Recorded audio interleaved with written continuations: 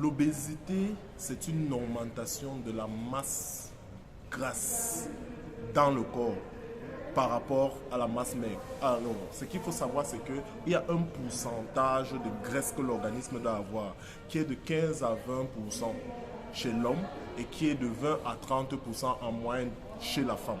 Ok? Et c'est un pourcentage du poids. Donc, lorsque vous êtes à plus de cette valeur, en termes de proportion de la graisse, vous avez ce qu'on appelle, vous êtes obèse. Et cette proportion de la graisse peut créer des pathologies. C'est ça la gravité de l'obésité. Alors, je suis le docteur Bonnier Raphaël. Dans cette vidéo, je vais vous parler de tout ce qu'il y a à savoir dans l'obésité, les causes, les conséquences, comment il faut éviter d'arriver à ce niveau. Ne faites pas attention au décor, s'il vous plaît. Je suis comme ça à Dubaï pour des vacances de 5 jours, 5-6 jours qui finissent aujourd'hui. Donc dès demain, je rentre plein de révolte parce que j'ai visité le système de santé ici, c'est extraordinaire. Je vous dis, c'est impensable, c'est inimaginable. Et quand je compare notre pays, on a encore les problèmes primaires. Donc c'est pour ça que je reviens avec beaucoup d'énergie, c'est pour ça que je me suis mis au travail. Dès le 3e jour de mon arrivée ici, je n'ai pas vraiment pris des congés parce que j'ai compris qu'il ne faut même pas prendre de congés. Il faut travailler sans relâche. Alors, pour revenir à l'obésité, qu'est-ce qui se passe dans l'organisme exactement pour qu'on soit obèse? Alors, il faut savoir que la masse grasse, ce qu'on appelle la graisse, c'est la première réserve en termes d'énergie dans le corps. Qu'est-ce que ça veut dire? Qu'est-ce que ça veut dire concrètement? Ça veut dire que lorsque vous consommez un aliment, tous les aliments, la plupart, sont riches en énergie. Et l'énergie, l'unité, c'est les calories. Donc on va vous dire, sont riches en calories. Ok? Lorsque vous mangez, la plupart des calories sont transformés au niveau, la plupart des aliments sont transformés au niveau du foie en graisse et sont stockés, n'est-ce pas, dans les tissus adipeux en forme de masse grasse. Donc c'est la première réserve en termes d'énergie dans l'organisme. Alors, lorsque l'organisme stocke trop d'énergie, c'est-à-dire de masse grasse, sans l'utiliser, c'est là où l'obésité, c'est comme ça que l'obésité s'installe. Et comment l'organisme utilise cette énergie? Je prends un exemple concret. Lorsque vous faites peut-être une marche dehors, ok, il faut comprendre que les 20 premières minutes, l'organisme utilise le glucose circulant dans le corps comme l'énergie, comme principale source d'énergie. Mais à plus de 20 minutes, l'organisme commence à puiser dans ses réserves. Et sa première réserve, c'est la masse grasse. Donc, lorsque vous faites une activité sportive, qu'importe l'activité, que ce soit le chant, que ce soit une petite balade, que ce soit, je ne sais pas trop, que ce soit vous dansez en boîte, si vous le faites pendant plus de 20 minutes, la masse graisse commence à baisser. Donc, c'est cet équilibre entre le stock en énergie et la dépense en énergie qui fait problème. Maintenant, le problème avec l'obésité, pour certaines personnes pensent que ce n'est qu'un problème esthétique. Non, docteur, mes formes, j'ai un problème, mes formes, je suis toute ronde, docteur, comment on fait? Non. Le problème esthétique, c'est un petit problème. Vraiment, ce n'est même pas ça le plus grave. Le problème qui se pose est lequel? C'est que quand vous êtes obèse, il faut bien comprendre, quand vous avez un surpoids, une masse grasse importante, cette graisse au niveau de vos cellules, au niveau de vos tissus, va provoquer une anomalie de fonctionnement de toutes les cellules. Ça veut dire que toutes vos cellules seront insensibles à ce qu'on appelle l'insuline. Ça veut dire que même si vous faites le sport et que l'organisme doit brûler, doit consommer le glucose, l'organisme n'aura plus consommer ce glucose-là. Parce que quand le glucose vient sur une cellule, elle a besoin de l'insuline pour consommer cette cellule-là. Et maintenant, la graisse a dérangé le fonctionnement de toutes les cellules et il y a ce qu'on appelle maintenant une insulinorésistance. Ça veut dire que l'organisme est résistant à l'insuline. Donc tout ce que vous faites maintenant, il y a toujours le glucose qui fonctionne. Il y a toujours le glucide partout. l'organisme est résistant à ça. Et ça crée une cascade d'événements qu'on appelle le syndrome métabolique. Je ne veux pas, ne vous occupez pas des termes techniques, mais ça va entraîner un mauvais dépôt, le mauvais cholestérol sur les artères. Ça va donner l'artériosclérose, ça va vous donner les AVC, ça va vous donner les crises cardiaques, ça va vous donner le diabète, ça va vous donner l'hypertension. Ok? Ça va vous donner une cascade d'événements qui sont mortels. Voilà le problème de l'obésité. C'est ça le problème de l'obésité. Alors, quelles sont les causes? Les causes, la première cause, les causes sont généralement... la première cause, elle est psychologique. Ça veut dire que, généralement, ce qu'il faut comprendre, c'est que pour avoir ces réserves d'énergie, il faut avoir des habitudes alimentaires. Donc, il y a des habitudes alimentaires qui ne sont pas bonnes, que les gens ont. Il y en a plusieurs. C'est pour ça qu'à l'hôpital, on fait souvent une enquête alimentaire. Mais ce qu'il faut comprendre, c'est que l'aspect psychologique de tout un individu conditionne son alimentation. Je prends un exemple.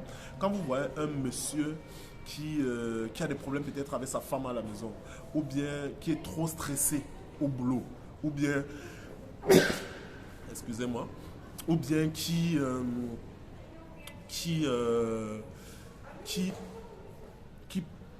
n'a pas une source de bonheur que de se retrouver le soir avec ses amis et de consommer de l'alcool. Quand vous voyez un monsieur qui est trop stressé au travail, qui pense à comment est-ce que je vais payer la pension de mes enfants demain, et ça conditionne son habitude alimentaire, il se retrouve en train d'avoir une seule source de plaisir, c'est de boire des bières avec des amis le soir, très tard, parce qu'il ne veut pas rentrer à la maison pour trouver sa femme pour avoir des problèmes. Et il faut savoir qu'un aliment comme la bière, c'est un aliment très riche en énergie. C'est comme le lait, c'est un aliment complet. La bière est très riche en énergie, contrairement à ce que les gens pensent.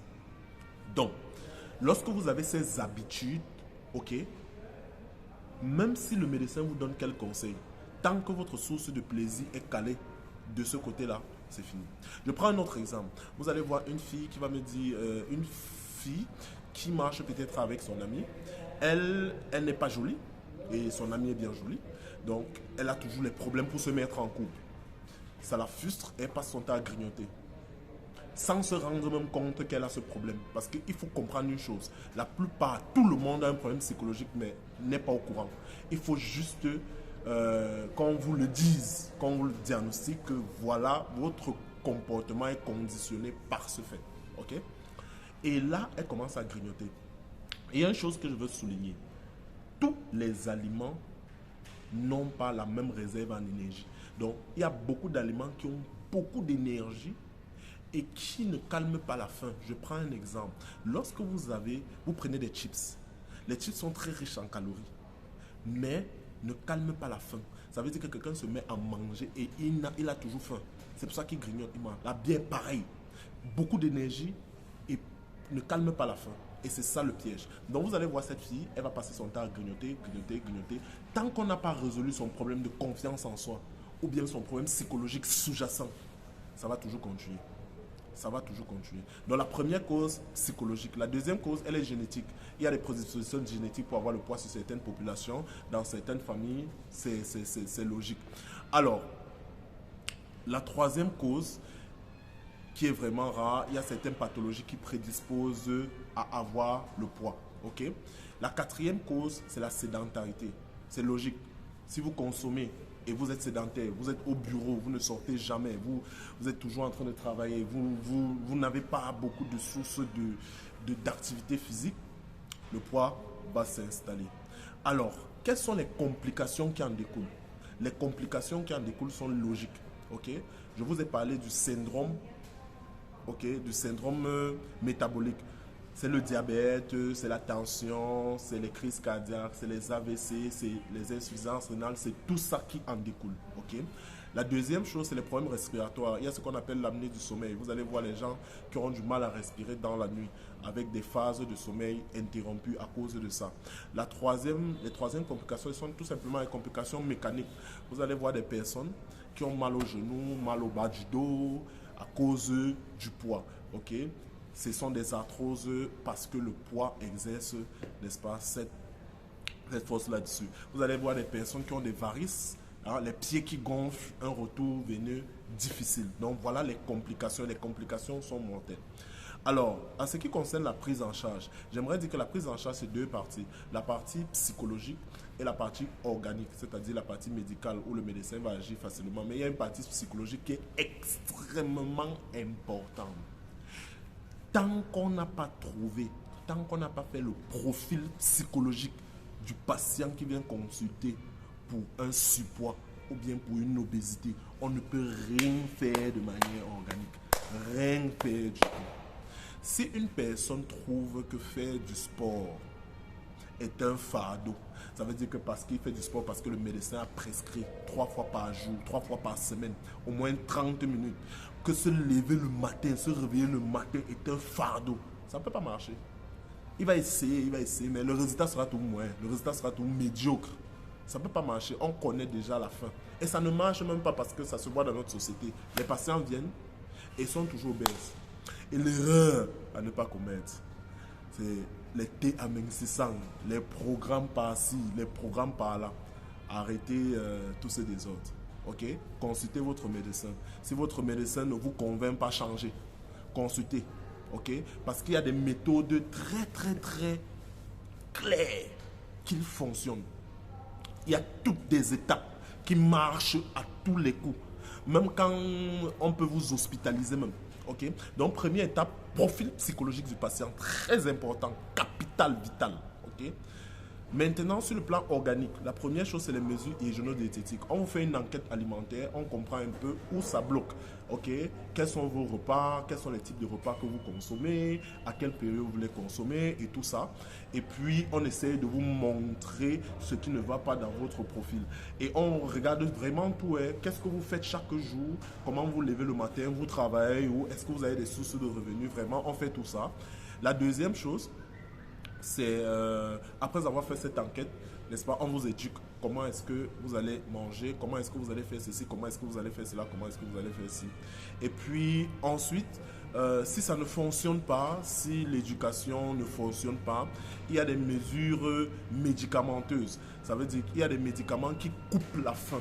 Donc on prescrit un médicament pour que vous n'ayez pas faim. Donc ça joue sur le système nerveux pour que vous n'ayez pas faim, pour que vous ne mangez pas. Et même si vous ne faites pas d'activité physique, vous n'avez plus d'entrée en réserve d'énergie. Je tiens à souligner que dans la prise en charge, il y a quelque chose d'important que je n'ai pas mentionné, que en fait, il y a deux phases dans l'évolution de l'obésité. Il y a une phase dynamique et une phase statique. La phase dynamique, c'est la phase durant laquelle le poids ne fait qu'augmenter. Mais il y a une phase où le poids n'augmente plus.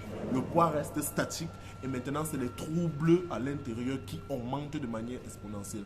Donc, on tient toujours tout ça en compte avant de faire une prise en charge. Ok? Et puis, ensuite, lorsque les médicaments, si les médicaments ne marchent pas, ok, on fait ce qu'on appelle, on peut passer à la chirurgie. Donc, avant même la chirurgie, on peut hospitaliser le patient et essayer de comprendre d'une manière diététique, essayer de l'éduquer en hospitalisation. Donc là, il est contraint à avoir un programme peut-être sur 3 mois, sur 6 mois hospitalisé. Si ça ne marche pas, on peut tout simplement opérer le patient. On peut faire une chirurgie plastique, on enlève juste la graisse. On peut faire un bypass digestif, c'est-à-dire on empêche les graisses de traverser. Donc c'est un peu tout ça. Il y a toute une panoplie de méthodes, mais tout commence par le profil psychologique. Alors, pour ceux qui ont besoin de conseils par rapport au surpoids, n'hésitez pas à nous contacter. Une dernière chose, les enfants qui ont un surpoids sont très exposés à faire des pathologies cardiovasculaires durant l'adolescence et encore pire quand ils seront adultes. Donc l'obésité infantile est très mauvaise sur le plan cardiovasculaire pour les enfants. Donc je suis le docteur Bonnier. N'hésitez pas à nous contacter si vous avez un souci. Et pour tous ceux qui sont en surpoids ou qui sont obèses ou qui pensent qu'ils sont en bonne santé, contactez toujours votre médecin. Je vous remercie et à très bientôt. Ciao.